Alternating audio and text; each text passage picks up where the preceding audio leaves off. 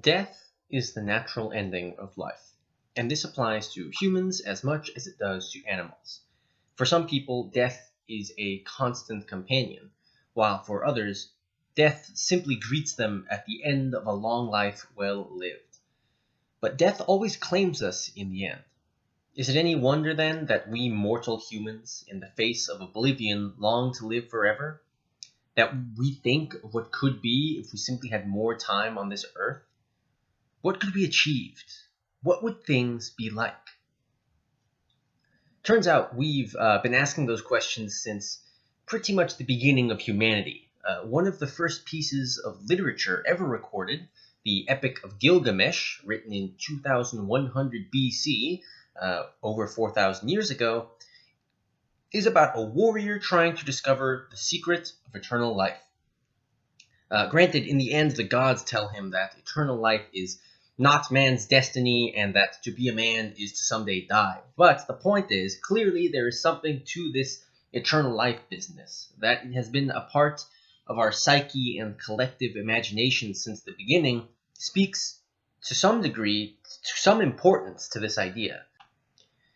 So today I'm going to briefly interrogate this idea of eternal life and some of the common assumptions and implications invoked when people talk about it.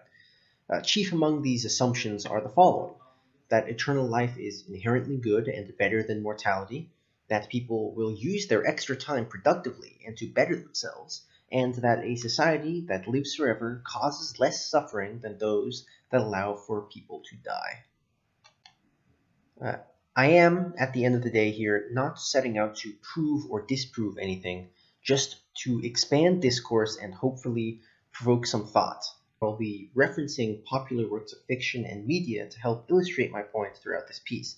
So if you're interested, feel free to go watch and or read the various works I reference. They can be found in the description of the video as well as mentioned by name.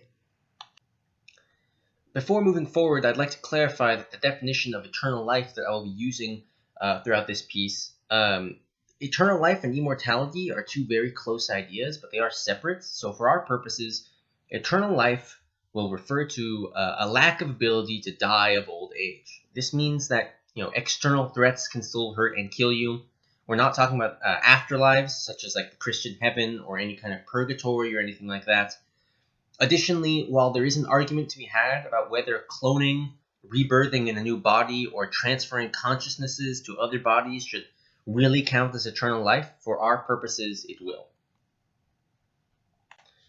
To start with, let's establish the utopian ideal of eternal life.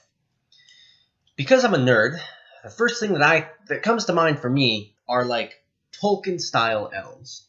Immortal beings that live in this post-scarcity society because of their magic, and if we're talking about people, you can just transplant like technology on top of magic there, where they are free to study, philosophize, self-improve, and generally be the best version of themselves that they can be. This, I think, is what most people think of as the sort of utopian idea of eternal life.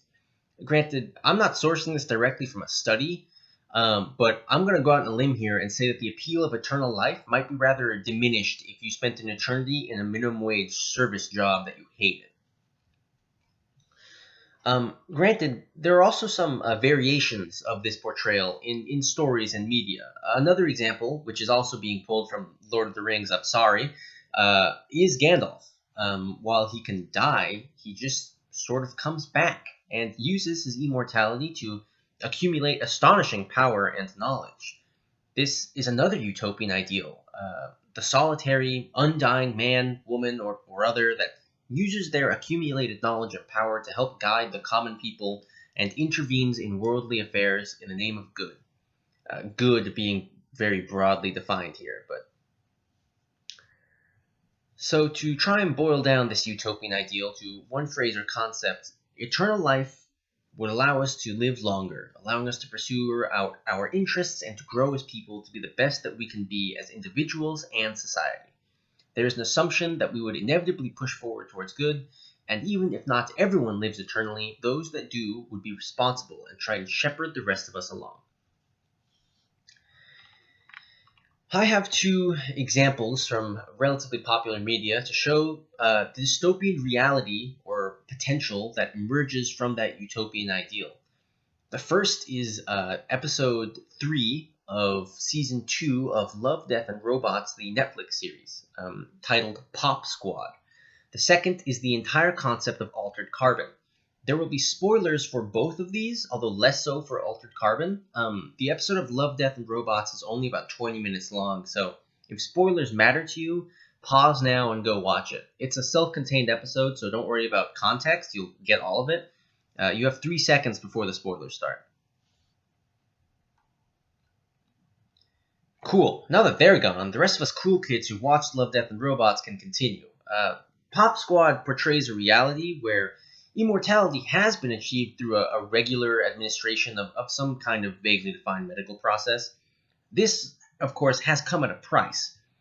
Due to lack of resources left on the planet, having children is no longer allowed. Doing so results in punishment for the parents and the straight up execution of the children by what passes as police force in this society. Eternal life in this scenario comes at the cost of literally gunning down children. Obviously, this is a hyper-specific example, but more broadly, Pop Squad illustrates the dystopian reality that there are only so many resources in the world, and if people just stop dying, suddenly there will be some very pressing questions to answer about who gets those resources, how many and which people should get to live forever, and can we afford to make any more people / let any more people into this system of immortality? And if, when people break those rules, how severe is the punishment going to be? Obviously, Pop Squad is a particularly grim hypothetical, but it does turn the idea of societal eternal life on its head. Full disclosure for this next part, I'm basing my knowledge of Altered Carbon off the Netflix series, and not that it's terribly relevant, I never actually even totally finished the first season, so if something about it is different from the books, blame that. Altered Carbon's portrayal of eternal life is about swapping bodies. Everybody has a stack, which is basically a computer chip in their spinal cord that acts as like a hard drive for your brain when you die, or considering it's a cyberpunk dystopia, more likely are killed. You eventually come back in a new body. This system is immensely classist, with the rich able to afford clone replica bodies and constant backup scans of their brain being uploaded to the cloud, while the poor get government-provided bodies, meaning a 7-year-old can get put into the body of a 67-year-old. Aside from the questions of who gets to control the keys to eternal life and who gets access to them, which we kind of alluded to in the last part with Pop Squad, this also destroys the Gandalf style of eternal life. When those few blessed with eternal life live long enough and amass power and knowledge, these ultra-capitalists in Altered Carbon, there is absolutely no guarantee that they will uplift society. Instead, like in Altered Carbon, they may lose their appetite for humanity and instead choose to rule over us from their gilded towers, scraping the stratosphere while they watch the rest of humanity muddle on, indifferent to our struggles at best and actively suppressing us at worst. So, once again, to summarize the dystopian reality of eternal life, resource scarcity, classism, and elitism, and all of the problems of humanity would not simply disappear, nor is there any guarantee that, given eternal life, we would choose to solve them. Instead, we may simply see these systems propagated forever, especially if only the privileged few are able to live forever. In the end, it seems to me that the desire, even the idea for eternal life, comes ultimately from a place of fear. The desire to alleviate the fear and pain of death is not a strange one. Believe me, I would think I would pretty happily take maybe another couple hundred years tacked onto my lifespan. But to package eternal life with the same assumption of good is a mistake.